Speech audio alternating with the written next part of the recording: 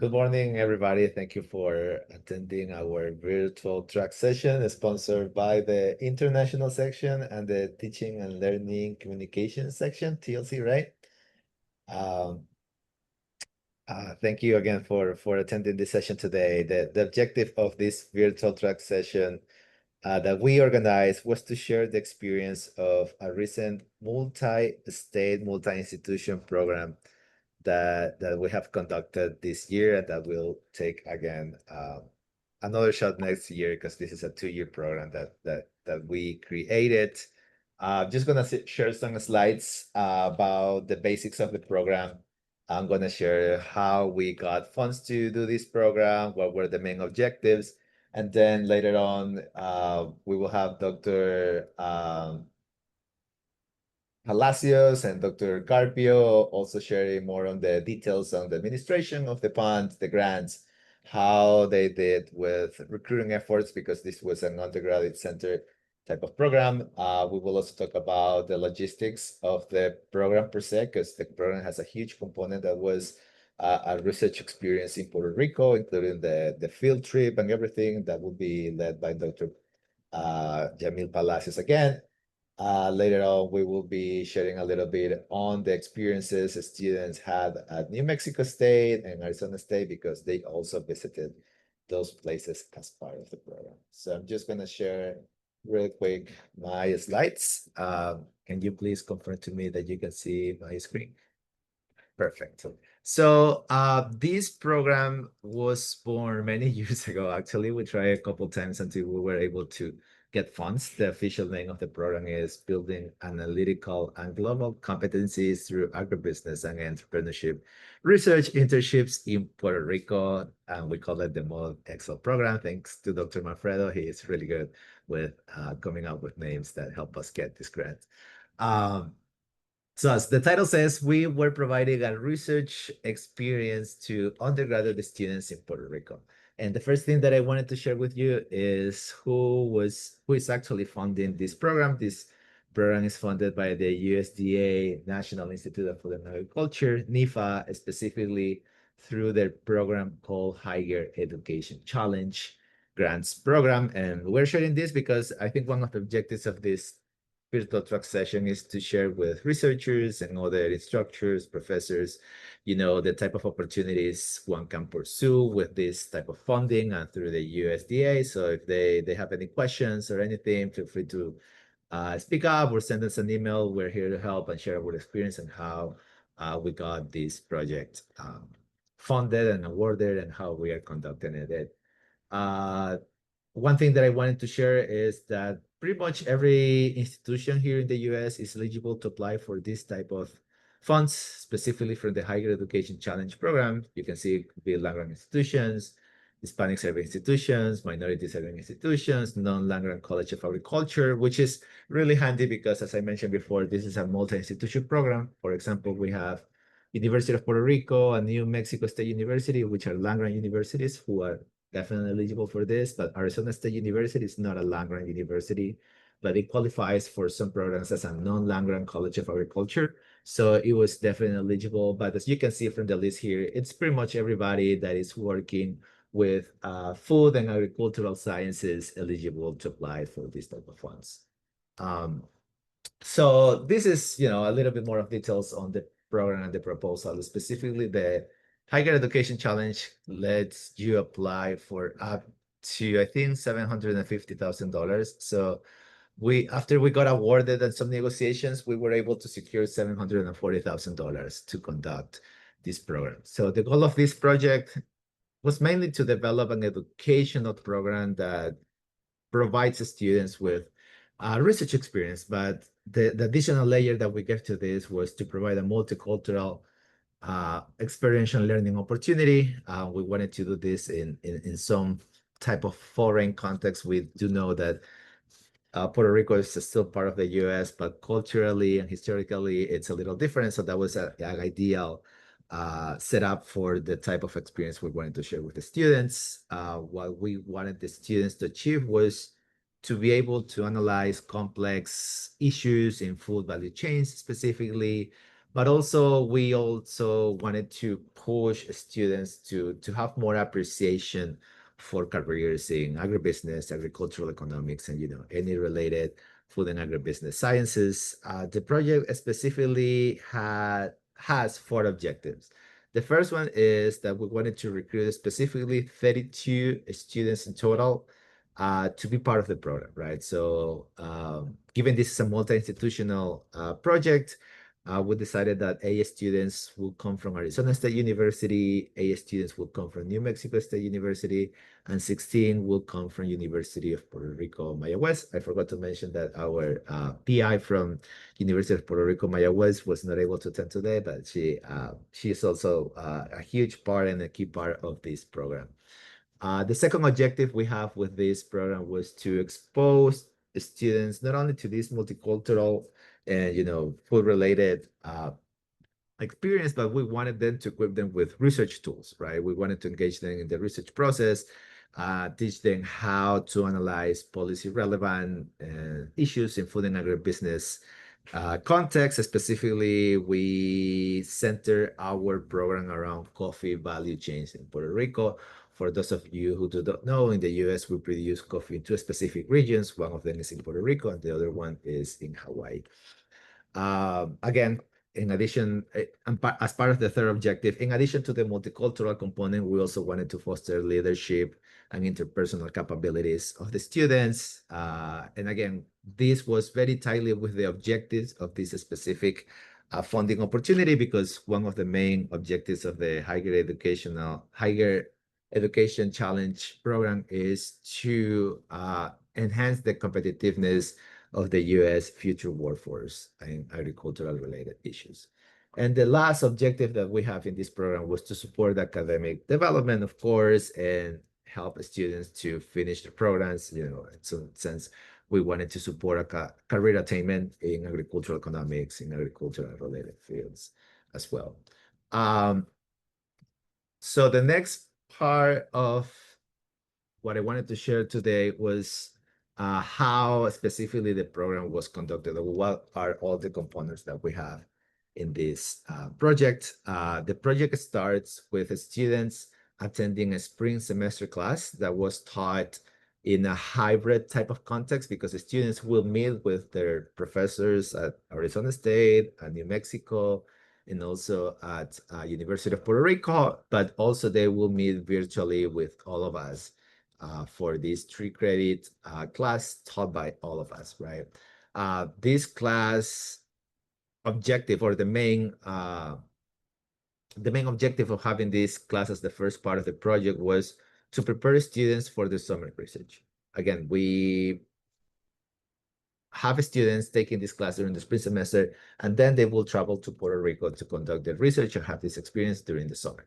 So during this course, we try to equip them the best we could, so that they will know what they have to expect at Puerto Rico, right? They will know what kind of crops they grow. They will know specifically some historical and cultural context. But moreover, we also taught them in this class research methods, for example, things related to how to design soil grades, how to take IRB, and so forth. We did talk about the basics of food supply chain, sustainability issues, and that type of things that will help students have a better experience while in Puerto Rico. And the final output for this course was for students to propose a kind of, research project that will be implemented during the summer in Puerto Rico. We helped them design surveys, and they also brought up, additional topics that they wanted to explore. And again, all of it was around coffee value chains, because that was, the main objective of this program, because it's an important crop for the territory of Puerto Rico.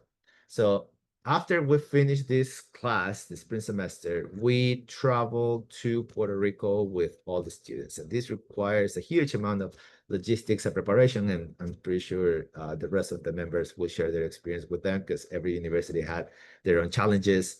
But the main thing is that all the covers that are associated with the trip were paid by the USDA. So that was one of the most important things why we wanted to take this grant, because we wanted to cover all the expenses associated with this. In other words, we cover expenses related to food, to transportation, lodging, and even per diems for students. So there wasn't any type of barrier for them to join this program. So we traveled to Puerto Rico, that we implemented the research study that we designed during the spring semester, which was mainly the implementation of a survey to understand better the food supply chains of coffee in Puerto Rico. And of course, when we got there, we had some time for the students to get better prepared for this type of studies, but also they visit different research facilities in Puerto Rico, customs facilities. We even had the opportunity to visit a couple blind tasting kind of, sensory analysis of coffee. We learned lots about the profiles of coffee beans in Puerto Rico and so forth. And they receive, everyday feedback from their mentors from their own universities, because when we were in the field, when we were in Puerto Rico, all the students have at least one or two faculties from their respective institutions with them that will help them go through the program. After this experience was finished in Puerto Rico, the program didn't end there, because after they were done with the field work and their experience in the island of Puerto Rico, they traveled to New Mexico State University and Arizona State University for the third component of the program, which was to complete data analysis of the data that we collected in Puerto Rico. I forgot to mention that we collected all these surveys using tablets, so it was really easy for us to just export all this data information to the cloud and make them available for students to conduct basic analysis that we taught them. They also work with faculty mentors, looking at the preparation of posters and sharing, scientific publications for the program. They also visited agribusiness enterprises, and I know Dr. Carpi and Dr. Manfredo and Dr. Alwyn are going to tell lots more about how was their experience in Arizona State, but that was the last component of the program, which was, to reinforce what they learned and basically take them the step forward, which was complete research outputs and work on some type of leadership trainings and so forth. So that's very brief overview of the program that I wanted to share with you. I'm going to stop sharing my screen. I'm going to let Dr. Jamil, Jamil Palacios and Dr. Carlos Carpio share how did it go with the administration, the recruitment efforts, because that was an important part.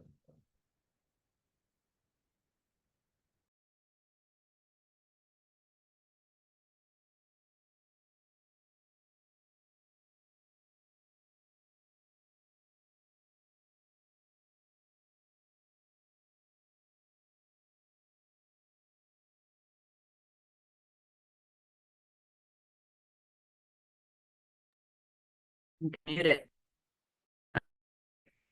So please tell me if you can see my PowerPoint. Speak out because I cannot see you anymore. I have my full screen on. Yeah, can we you can see it. me, and can you see my presentation and all of that? And Yeah. you can, okay? Yes, Okay, perfect, thank you. but it's All right, so as Alexis mentioned, stop share. oh no, I was gonna say we can only see kind of your notes, and so you may want to put it in presentation form. Now we can't see anything, but How about now? yeah, perfect. Now it's great. Perfect. Okay, so as Alexis mentioned, the overall project includes 3 components. I am in charge of talking a little bit more about the course and the field trip. I really wanted Alexandra Gregory to be here so that she could expand on the field trip. But unfortunately, she had other, conflicts and could not be here, but I'll do my best in explaining the component for which she was, a part of and a key part, in designing and executing. So anyways, as Alexis mentioned, we had to recruit students for this wonderful project. and we just finished our first cohort. And so the first component of or task is to recruit students. And this happened in the fall of 2024.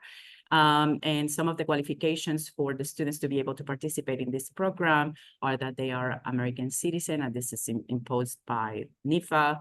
You know, that we receive funding, we had to comply with this requirement. So students had to be US citizens, and they had to be part of a program and, you know, full-time enrolled in one of the universities that are part of the project. What else? They had to be in good standing, and it was pretty competitive. At ASU, we had about 21 applications, and we narrowed down by the qualifications, and then we interviewed 8 of them. We were supposed to bring 4 students to Puerto Rico during the summer and, you know, to the field trip, and enroll them in a class during the spring, and do all the things that, you know, Alexis already described that were part of the program. But our students, we ended up recruiting 8 students because the University of Puerto Rico could not recruit 8 students. So we took 4 of their seats, and we were able to bring 8 students to Puerto Rico, bring them to the workshops. For some reason, I cannot advance my slides by clicking on my keyboard, so please be patient with me. All right, so I don't want to go over the components, but again, and this project was funded by NIFA. We already provided its first cohort with a comprehensive multicultural experiential learning opportunity through a research field trip in Puerto Rico. Here you see a picture of some of the students practicing, not practicing, actually conducting a survey over the phone. Left to right, we have Julian Martinez, who is one of the students from New Mexico State University, Joe Denise Banuelos, also from New Mexico State University, and Eleonora Bernstein from ASU. And they are at a University of Puerto Rico Extension Service office. And we did some cold calls, and we interviewed. So this is part of that hands-on experience that students had during the field trip. There were several objectives in addition to providing that multicultural experience, research experience to students. And it was, or they are the following: expose students to research processes, engage them in the analysis of policy relevant constraints to food and agribusiness related issues, develop students multicultural throughout the entire program. So my part of the presentation is going to focus on the course, like I said, and the research experience in Puerto Rico. Photo you see here is at a farm, and it has most of the participants in there, plus a farmer and an extension agent from the University of Puerto Rico.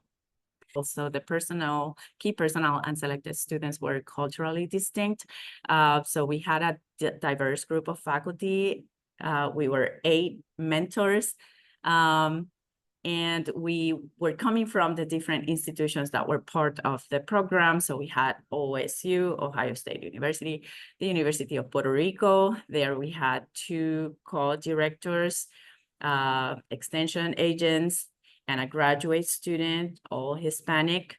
And then we had ASU 3 mentors, Dr. Ashok Mishra, who is here Dr. Mark Manfredo, who is here, and myself.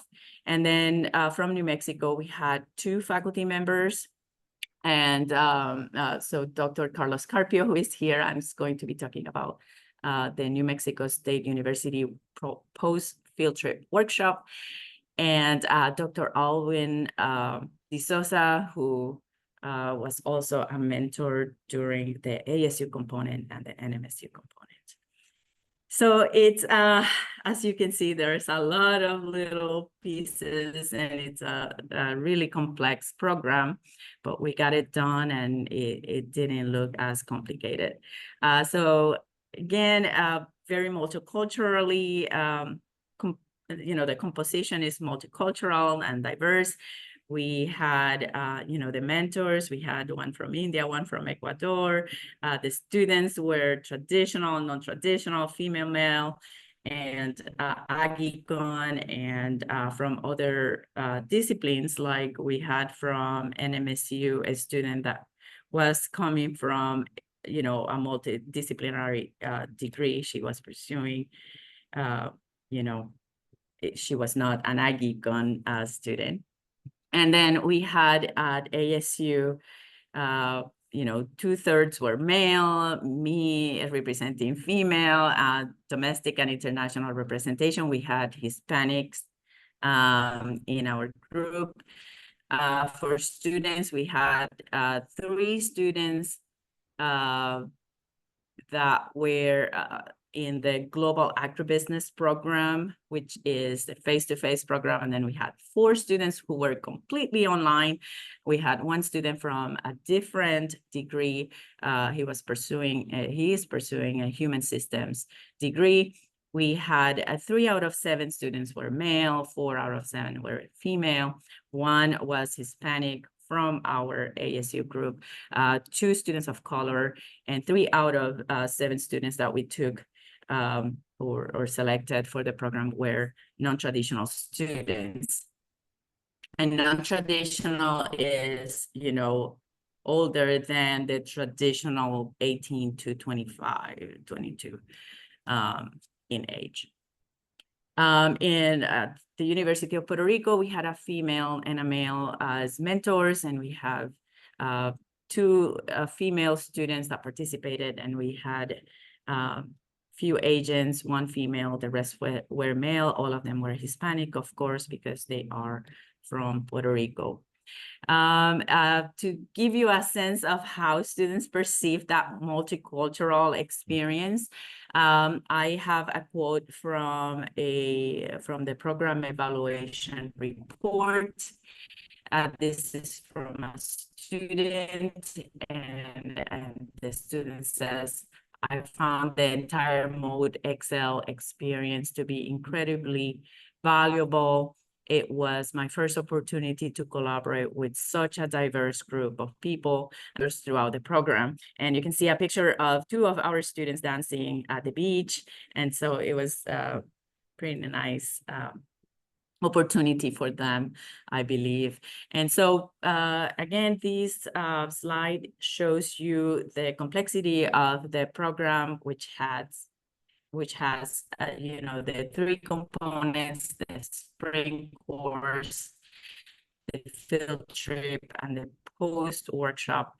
And so focusing on the spring with covering different topics and involving at least one of our mentors. So you can see that the course took about 7 weeks. It was in the Google Classroom because we had some challenges with, the learning management systems that were specific to each institution. So we had 2 universities that used Canvas, the other one used another LMS. So also we asked for permission to add students from other institutions into a Canvas site at our institutions, and that wasn't possible. So we used a freely available resource that is Google Classrooms.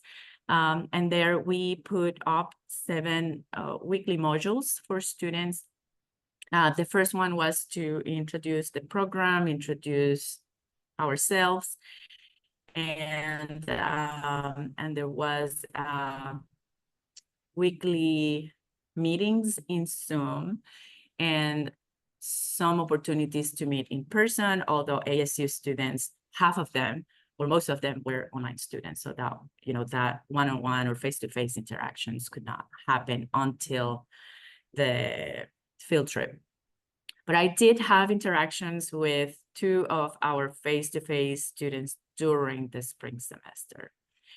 All right, so anyway, so the first weekly module was to introduce ourselves, introduce the program and so on, and then that module was followed by different modules.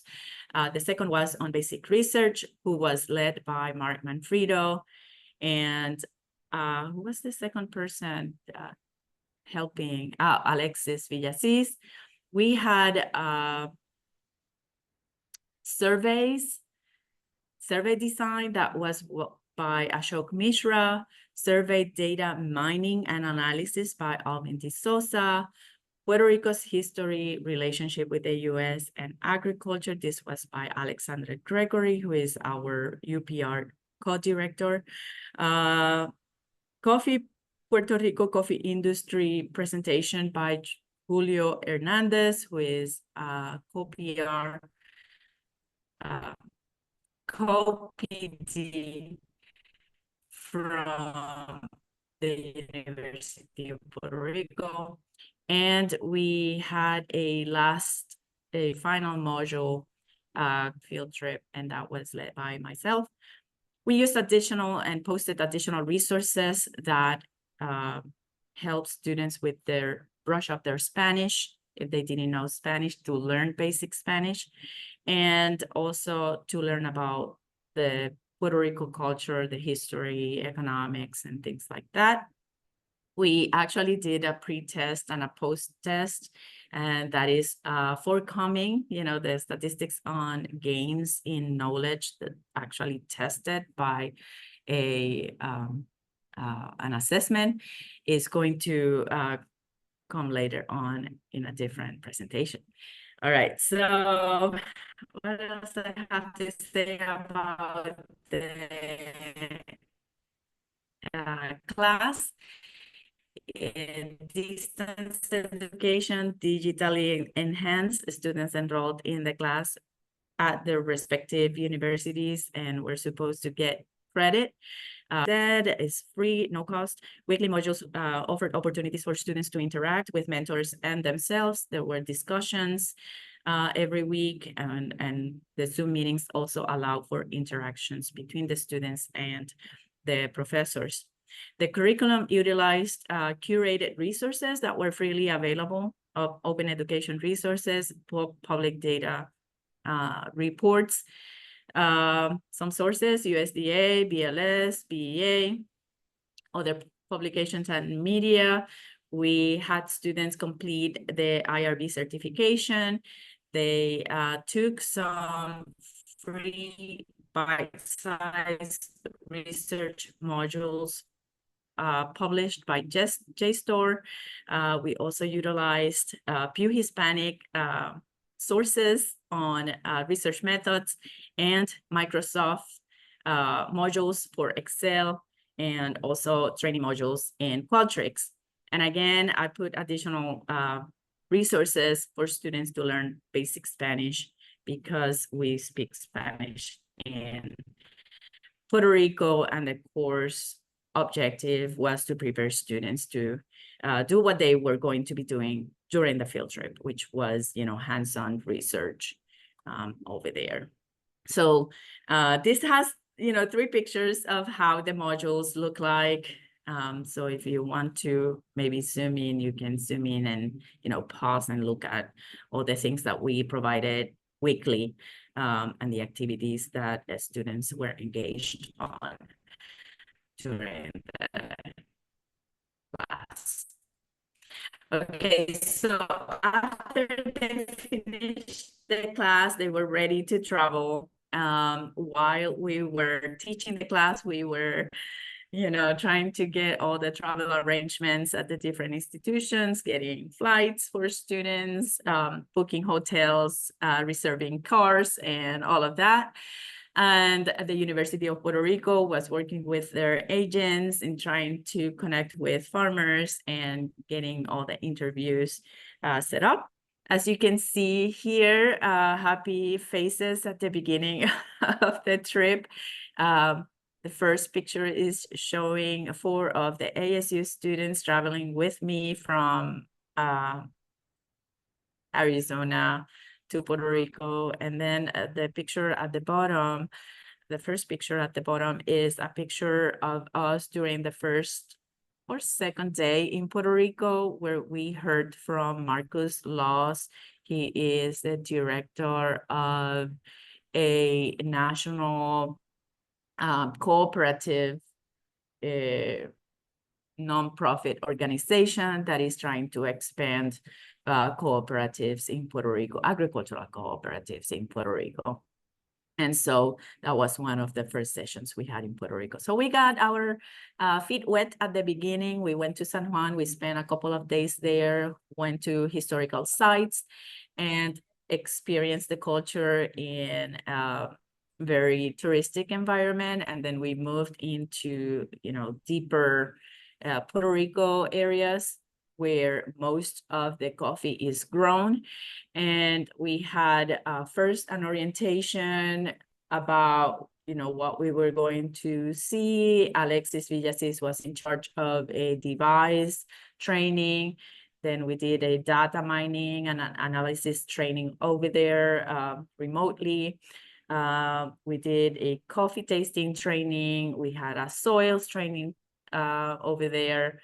We, like Alexis mentioned, we had visits to farms and farm to cup tours. So I'm gonna show you just a few pictures that we took during the cultural visits and during the trainings and research experiences.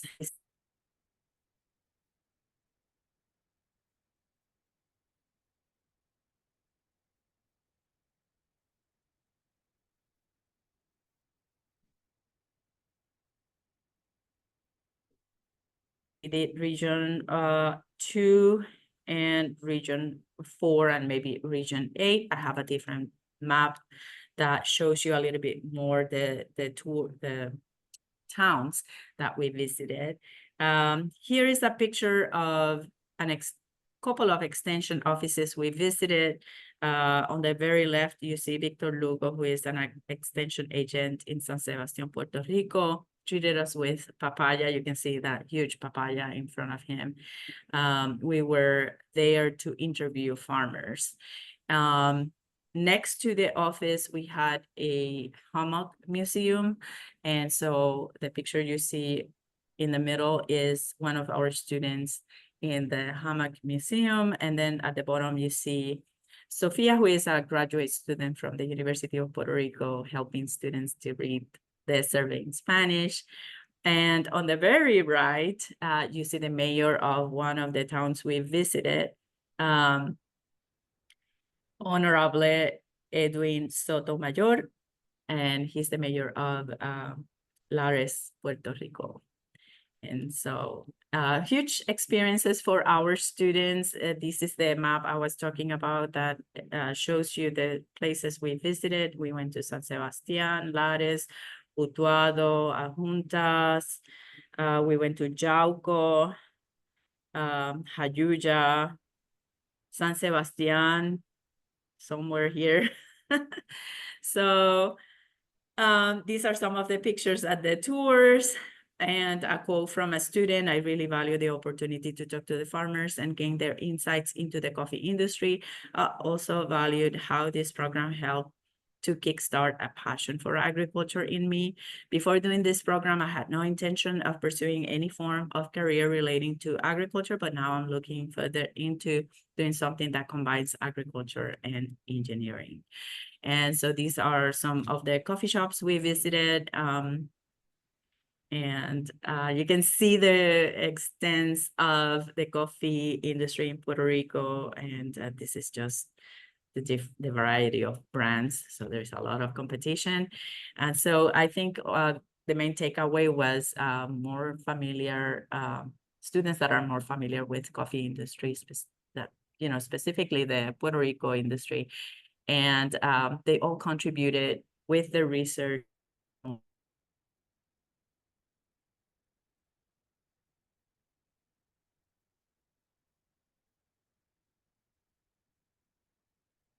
Hello. Oh,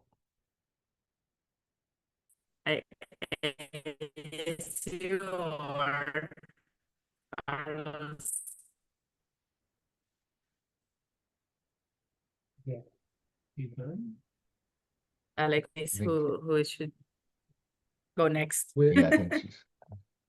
We Carla. lost you, Yamila, the last minute. Oh, hello. Can you hear me now? Yeah. Yes. Okay. Oh no. I don't know where I left. I was just asking who is next. So I guess you know we were supposed to talk about. I mean, you didn't mention these things. So I mean, I can touch. I don't have a slide. More like to complement kind of like the administrative aspects, which Perfect. sometimes you know Okay. we forget. And you know, I don't have slides for this section, but it's more like comments. No, it's okay. Yeah. I can go on. So with that we flow, and then it's gonna take me just you know a couple of minutes. So you know the course again. So and even the administration, I have to say, that was highly coordinated by Jamil. So I'm very thankful for that. And again, administration, you know, she mentioned things about hotels, and that also takes a lot of time. And sometimes we forget that when we're even budgeting the grant, including that part of component, even for budgeting and faculty members spending that time and that money that needs to be there.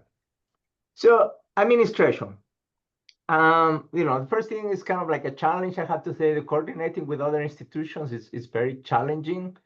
And again, the hotel reservations, so you know, that was difficult. Different institutions have different regulations on you know which credit cards can be used, personal credit cards versus university cards versus cash in advance. Some universities allow to include I don't know, breakfast as part of the reservation. Some others don't. So you know, those things that need to be talked well in advance. So to be able to coordinate, and I guess the main message there is, you know, communication needs to be always present. And you know, sometimes it is not. That's something that I guess I would stress for this type of project. You need to make sure that you have a team that communicates very well. I mean, to help to solve the problems.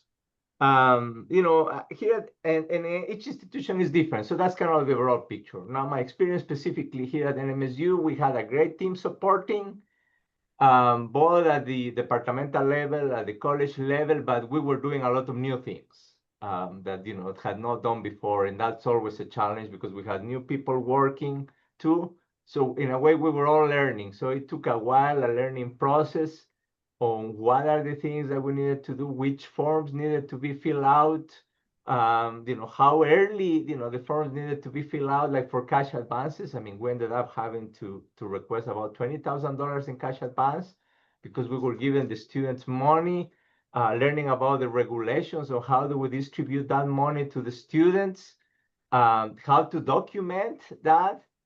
So that's, I mean, that was kind of you know, a big challenge. And you know, again, administration, the other things, you know, working with the USDA also was at some point some problem because we had some difficult. We had several team members that had to change institutions, so that also you know, proved a challenge, and you know, the acceptance. So again, I mean, that's important. And the other thing is, I have to say that even we had surprises. We came back. We thought that we had all the information, that we knew all the process, but we came back. We were told that we had done things that we were not supposed to do. So again, so administration, and again, I'll just give you a couple of examples of the challenges, so that again, when we sometimes tend to think about these projects just like you know, okay, having organizing a course and traveling, but all of that requires a lot of logistics and organization and paperwork. So as we think about it, sometimes the question is, how sustainable are these programs? So an argument that probably we need to make from now on is that the lessons that we have learned here, I think they're going to be very useful as we develop not only this program, but probably other study abroad programs, other programs with other universities.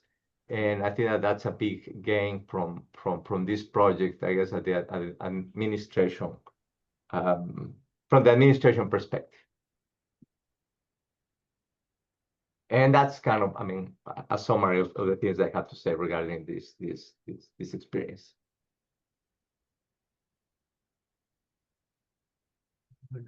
So I don't know, Alexis, what's next? So Alwyn has to teach at 10. So he says if we, I don't know, we're ready to move next. Or what was the? I was just thinking if you guys can share a little bit of what you guys did in New Mexico State when you took students from Puerto Rico to the facilities at New Mexico State University. Yes, so that's kind of next. And actually, So we have a presentation where I've included things they have done in New Mexico and in Arizona, the activities.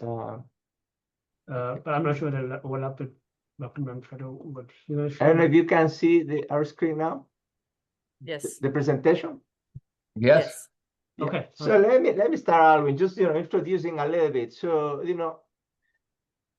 when we originally started the project, we didn't have this New Mexico State component, and because originally we had thought about going to Puerto Rico and then coming back to Arizona, but I guess I think I was the one that was suggesting, hey, why don't we also bring the students to New Mexico? And it was especially, I mean, the logic was there. We bring students from Puerto Rico, so let's give them exposure to different, slightly different types of agriculture, different universities.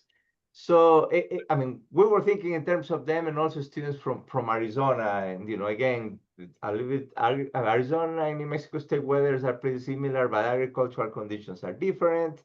We're closer to the border. So I mean, that was kind of the logic behind adding this additional component to the project. And Alwyn is going to be talking a little bit more about the details of the things that we did and the specific components. Yeah, okay, thank you. So here we had three main components. One is the leadership workshop we did at NMSU, and then the various sites, agribusiness centers and agribusiness facilities visited in New Mexico and Arizona. And then the third component was trying to motivate students and providing them options either to go for a master's program or research options or a corporate job. So those are the activities we did. Some of the reason why we did that is because while you're teaching in the class, we need to provide kind of experiences, experiential learning, so that they connect with what's happening in the real world and then connect with what's being taught in the class. Also, when they're solving complex problems, research problems, they are all complex and they need to know other layers which is involved in solving such problems. So the leadership program, leadership workshop included a couple of activities they did here at NMSU, and which covered certain topics on leadership styles, team building, and the ethics and leadership which is needed to lead a team. So they did, these are a couple of pictures from the workshop, and they did all these activities, enhancing their leadership capacity. And then the next component was exploring the ag supply chain, wherein they learned about the research component, how the research is being used in the real world, and how consumers are using it, and then traveling to different facilities, which involved traveling to processing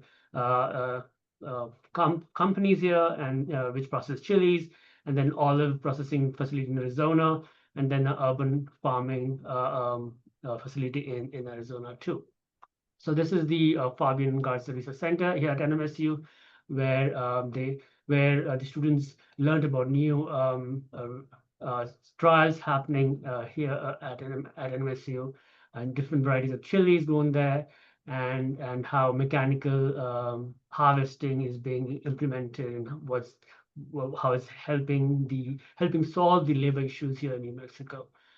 Then went to the Santa Teresa port, where they learned about the cattle imports, how cattle is being imported, the process, the extensive process that it's needed to clear all these cattle coming from Mexico to US. When we visited, there was this disease. Because of that, the facility was stopped, the operations were stopped. But we visited the auction centers out here where the auction takes place. That's closer to the port facility.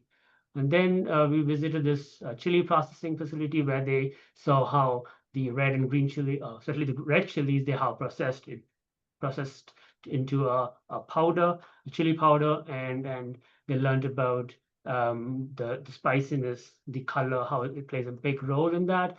And I think this company provides spices, the chilies, to the Taco Bell, which is throughout the US.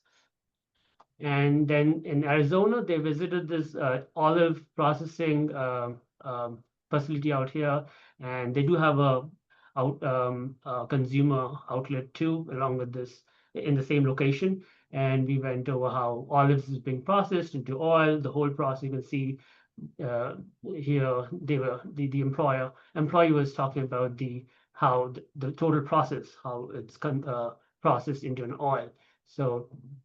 And last was this the urban farming in Mesa, Arizona, close to the Arizona State University. This is a total of Agritopia is of 166 acres. It includes housing and retail outlets, local retail farms, but also has around, I guess, it's 60 acres of local urban organic farm here.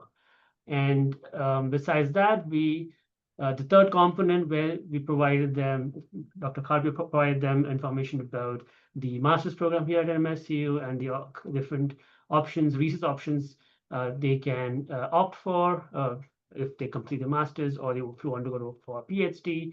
So that's when we were providing them a leadership, the master's details of the master's program here at MSU, and then they did an MSU tour. So they visited the university, different facilities here at MSU.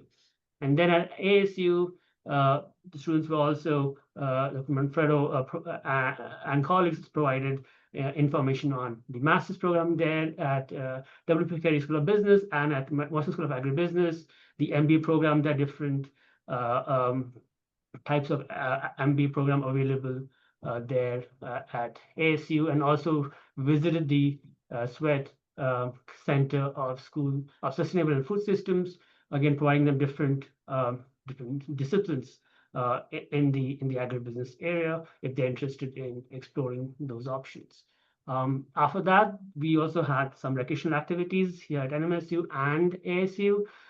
This is the Dreamscape facility at ASU. It's a cool, I would say, facility where you can explore the VR experience.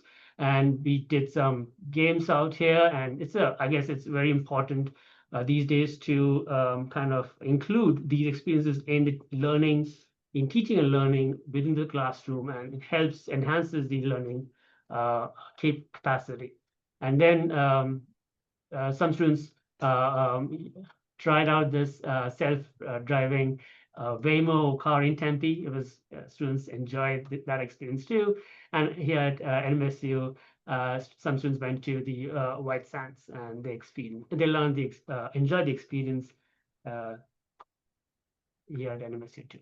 So the feedback we received from students that, I mean, they understand that solving any research problems is complex, and therefore understanding and talking to all stakeholders is important. And you can see it reflects in their feedback, and that they have benefited from these experiences, understanding or how important it is to understand the whole picture while we solve a research problem. So with that, I end my presentation. Thank you.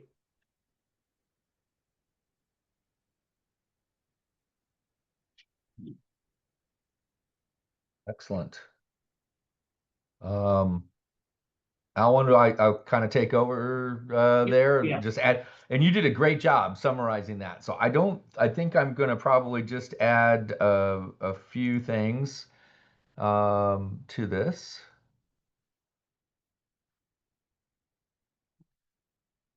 Okay, there we go. Let me.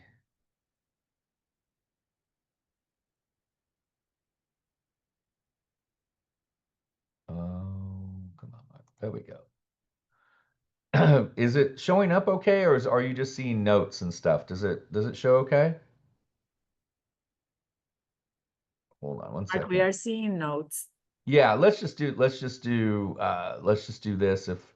Does this look better? Can you see the slides okay? Yeah, okay.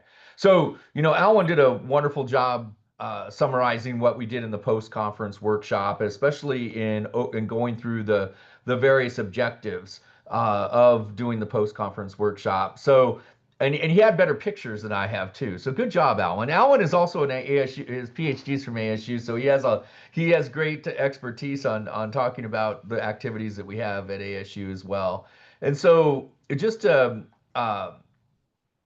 is just a picture here of our students when we landed, talking about a little bit about transportation. We had the folks from NMSU actually drove, the ASU students we flew, and it all has to do with kind of what Carlos was saying in terms of, the logistical challenges of, in dealing with travel and stuff with each institution. And I think that that's an important thing. And I think we got over those humps too. I mean, I think everything really worked out. But just to kind of summarize some of the post-conference activities that we did, can everybody see this slide okay? The post, yeah. Um, what Alwyn talked about, just kind of getting to the objectives of what we did, and we kind of followed up with New Mexico State. First of all, New Mexico State we had a wonderful experience there. I'll just add to that. The students, I'll give it to the perspective of our ASU students. NMSU is not far away. It's only 6 hours away from the Phoenix metro area, but a very, very different region culturally, and a very different region from perspective of agriculture and understanding agriculture and different types of institutions as well. ASU is a non-land grant institution, NMSU is a land grant institution. So I think our students really got a flavor for the different types of places that they could potentially study. One of the as I mentioned here, one of the objectives was to introduce students to graduate school opportunities. So I think that was done at both locations. NMSU has a fantastic master's program there in agricultural business. I'm actually a graduate of that program back in the 90s. So they learned a lot about the different possibilities at both NMSU and at ASU, as Alwyn mentioned. So when we were at ASU, again, our students, all the students visited the W. Carey School of Business, learned about the various platforms of master's programs that they have in the W. Carey School that would be relevant to someone studying in agribusiness, for example, data analytics, masters in accounting, masters in real estate. While these are not specifically agricultural programs, they are business programs that a student that's been studying agriculture can go into and learn about. So very multidisciplinary in that thinking. And then the master's programs in School of Sustainability at ASU in the Sweetie Center for Sustainable Food Systems is very much a multidisciplinary type master's with a big focus on agricultural policy. So I think the students, after they went to NMSU, learned about their graduate programs, learned about our graduate programs, got a really big understanding of the portfolio of the type of graduate programs that they could potentially engage in after undergraduate study. Again, we also focused on value-added agriculture, as Alwyn mentioned. We are in an urban environment. Las Cruces is more of a kind of urban slash still very much a rural environment as well. In the traditional sense of production agriculture, in the Phoenix metro area, we're in a rapid development area here in terms of housing and so forth. So I think learning about the value-added agriculture by looking at Agritopia, as Alwyn mentioned, which is a live, work, play agricultural center in the middle of the Phoenix metro area, as well as the Queen Creek Olive Mill, gives the students more knowledge on value-added agriculture. And I think that that's important for integrating with their research in Puerto Rico as well, where they're working with farmers individually, most of them selling into commodity markets. This gives them, again, greater ideas of understanding value-added agriculture that maybe can help the farmers in Puerto Rico thinking about, moving up the value chain there.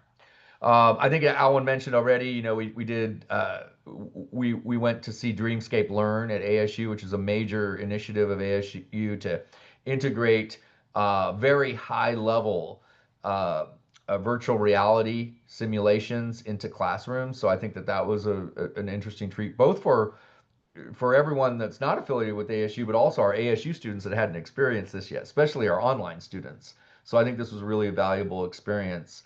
Um, Probably the most important thing that we did, I mean, all of these things are important. Um, but one of the things that was really emphasized again throughout this program is careers in agribusiness. And at the ASU workshop, two things that we did. One, we had an industry a panel discussion with industry members, most of them recent graduates of the Morrison School of Agribusiness. We had a representative from a fertilizer input supply company, a traditional ag retailer. We had a student that's a credit analyst with Farm Credit Services, as well as a student that works in procurement and supply chain management with Shamrock Farms, which is a huge dairy and food service operation here in Phoenix and the Western and in California as well, with operations there. So, great panel discussion about the careers in agribusiness, how these students got there, in really understanding kind of a fairly recent graduate's perspective into the agribusiness marketplace. So that was a great thing that I think we did. And then also, had a one-on-one meeting with our associate director of the Arizona Department of Agriculture, Sheldon Jones. He used to be the CFO or the Chief Operating Officer for Farm Foundation, as well as the Soil Health Institute. So he has a very diverse background in agriculture. He's actually was the director of the Arizona Department of Agriculture about 20 years ago. He's come back in an associate role, and then he was also Department of Agriculture chair in the state of Colorado as well. So tremendous insight. In fact, one of the main topics that he talked about was the New World screwworm. Alwyn had talked about that a little bit, and how when we looked at the cattle facility that's on the border of New Mexico and Mexico, that was shut down, and it was because of the screwworm infestation that they're having in southern Mexico right now. And so Sheldon was talking a lot about that because it's also impacting cattle crossings in the state of Arizona as well from Mexico. So really got a great understanding of kind of policy, technology integration into agriculture from this group. And then finally, as Jamil mentioned, too, was the research dissemination. The students all had an opportunity to present a poster presentation on an aspect of their research, or an aspect of what they did in Puerto Rico. So there was the survey instrument was pretty extensive, that they administered in Puerto Rico. So each student kind of took a separate part of that survey instrument and fleshed out, at least from a summary data perspective, fleshed out some of the unique questions that were asked in the survey.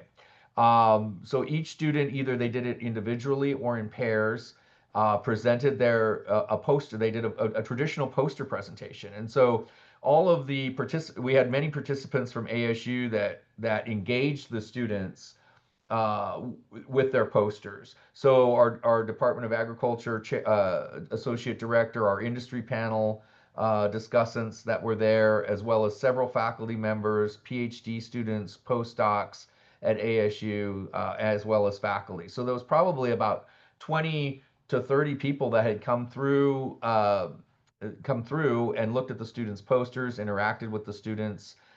Two of our students I know are going to work on honors thesis that are coming directly from their poster, as I kind of told them, was their first draft of their honors thesis. And then thank you to Carlos at New Mexico State University for allowing us to print all those posters. Nice thing about being a land-grant institute, or we're not a land-grant institution, we got to pay for those things. At a land-grant institution, when you have a nice agricultural communications department that can produce these posters, that was really, really helpful for our students. And the students really enjoyed this experience. They spent several days in Puerto Rico putting these posters together, as well as a few days here in Arizona. So Alwyn did a wonderful job at coordinating the pictures with the talk. I did not. I just made a collage at the end of some pictures. And Jamil was like, "Hey, Mark, did you get pictures of the students presenting their posters?" And of course not, Jamil. Of course I did not take pictures of that because I'm terrible at taking pictures. But I did take a few. So we did. Here's a picture of us at a dinner. And actually, I brought my sons along. I told my boys, you got to interact with some college students. So I brought them along to the dinner, and they benefited from it as well, interacting with the students. They really enjoyed working with them. Here's a picture of our panel discussion that we had with industry participants. These three people here are the industry participants that we had. One from Katie is from Shamrock Farms and supply chain management.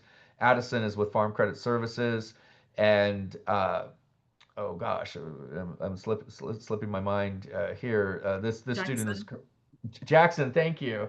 Jackson is with Fertizona in Arizona, which is a traditional farm retailer. This is a picture of our students at Agritopia, really interesting and value-added agricultural enterprise. Our Waymo car, some pictures of Dreamscape Learn, as well as our presentation that we received from the Queen Creek Olive Mill. That was very informative. I learned more about olive oil than I did not know olive oil was so complicated. But I think going to these value-added enterprises, having the interaction with industry professionals, having the students present their research.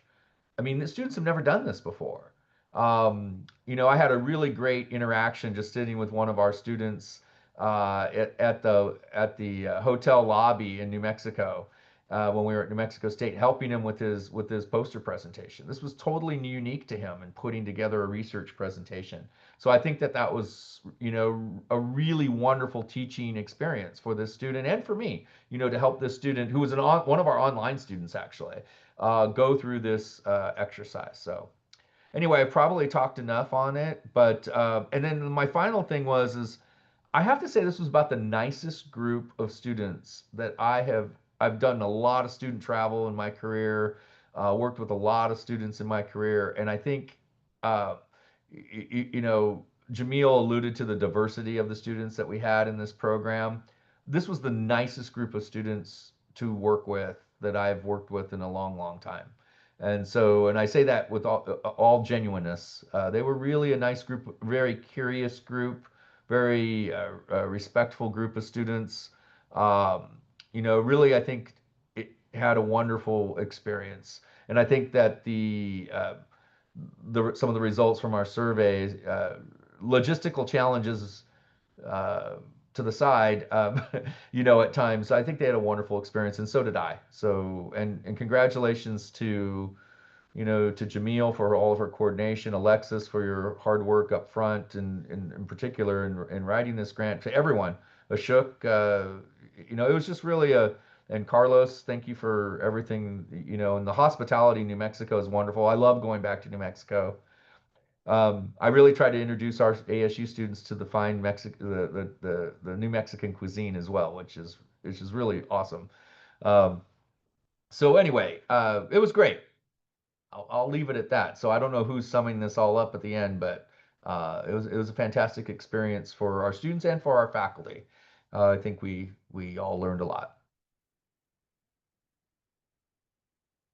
So I don't know who's next. Alexis, are you wrapping this up for us, or are we taking questions from the audience? We have I guess, Ashok. yeah. Ashok, do you want to add anything too? Is he still Ashok? No, I'm okay. You guys are doing a wonderful job.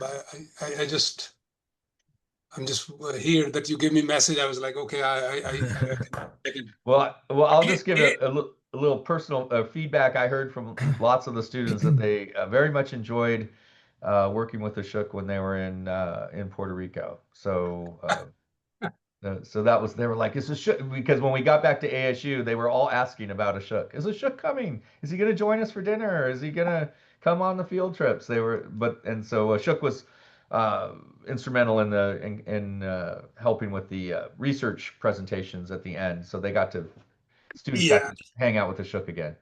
So it's hard for me to do dinner or breakfast or something like that. Right. Personal preferences and the time consumption that I'm doing more trying to find God, I guess, nowadays. So No, understood. I was just making a comment that the students yeah. really enjoyed working with you. No, I Yeah. enjoyed my time with the students and trying to learn from them, in a sense, what their thinking are and how they perceive and how the new teaching styles are, and those kind of things. So it was a learning experience for me too, so it's and see the facility at University of Puerto Rico and how lucky we are to be here, getting all the resources that we have, but we still complain about it, I guess, but that's beside the point.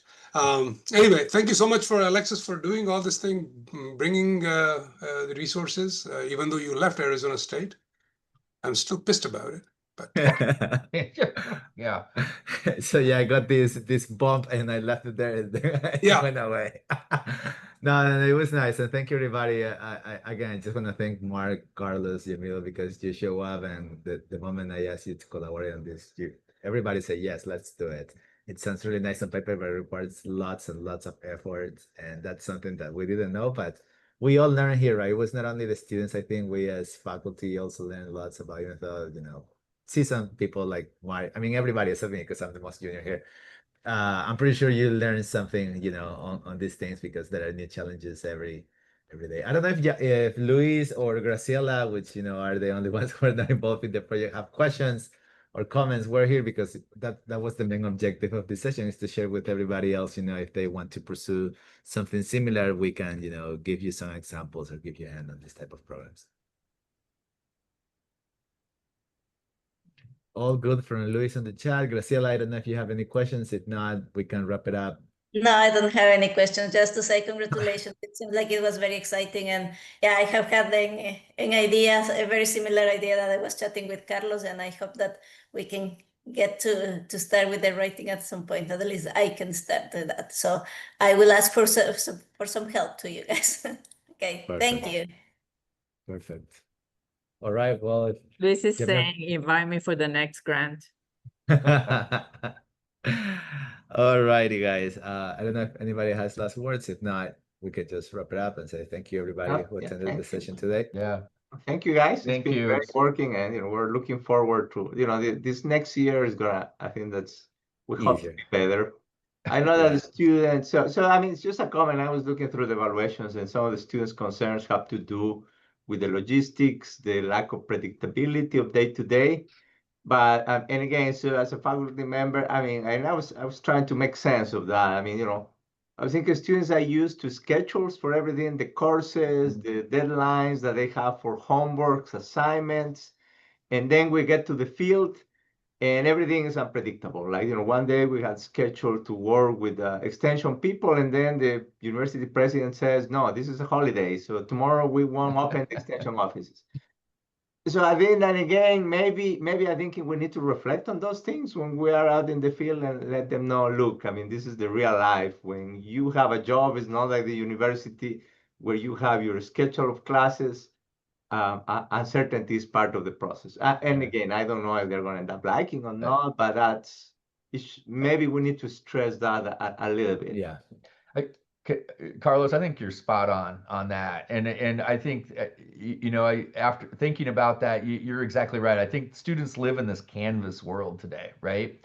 Like everything's. I even had students this year in one of my classes complain that I was giving them assignments and I didn't have it in the Canvas, so they didn't know it was due. I'm like, well, I wrote it on the board when it was due, right? and they're like, no, it has to be in the Canvas or it doesn't exist. And I'm like, and I think you hit it right on the head. I think especially with our students today that are so digitally in tune, you know, going out on a real research experience like this and clearly understanding that there's going to be lots of variability. You could tell them that. We told them that. We said, hey, be prepared for lots of, we did that kind of in the class, didn't we, Jamil? We said, look, be prepared for lots of volatility. Be prepared for logistics to not work. Be prepared. But you could say that 1,000 times and they're going to be frustrated, right? But I think you're right. If they are to reflect on their learning experience, that's a huge part of that learning experience for them. You know, you hit it right on the head. And it's also a cultural thing, right? Mhm. We have an expression, right? It's Puerto Rico time, is hora de Puerto Rico. So you say 8 o'clock, people are going to show up at 9, right? Or not show up. So the punctuality is not a trait that you know, we are famous for. So and also I think Carlos, in one of the times I spent with him, kind of mentioned to me how he was surprised to see roads taking us from highways directly to the farmers' gates, whereas in other, you know, developing countries or, you know, international experiences, students would not be able to travel to farmers conveniently through a road, paved road. And I think even though we had to go through mountains and it was like an hour and a half inconvenient trip to a farm or to an extension office, and this was every day for 20 plus days, we still had the convenience of the infrastructure in Puerto Rico. So I think, you know, we have to see the pros and cons of where we were and the conditions of the roads and all of that. So Alexis, if you don't mind, I can end up with a couple of quotes from students. Sorry, I couldn't hear that. If I don't mind. If you don't mind, I can end up reading. Oh, yeah, for sure. Students. Okay, so one of them was ending the trip by creating a research poster brought everything full circle. And I felt genuinely proud of what of what we accomplished as a team. That was one of the final quotes. And the other one was, the spring semester, I took a data analytics class, and that was my first experience working with Excel and knowing anything about the program. So then when we collected the data, I was able to actually use the skills in that class and then apply it here and be able to put everything into pivot tables and then convert that into charts. And that was so exciting because I've never been able to do that before. The fact that I had done similar things in class and I was able to apply those skills to something that I personally worked on during my time was very valuable. So anyways, those are some of the takeaways from students. And I do have some additional charts that I didn't share during my presentation regarding program evaluations and the perception of students' gain in their skills and knowledge. And I think they are incredibly positive. And these where I just have to recognize Megan O'Donnell and Wendy Bernard for doing the evaluation through the College Research and Evaluation Services team at ASU. Perfect. All right, Thank you. everybody. Thank you for coming to the session today. We will see you next time. All right. All Thank right, you. bye.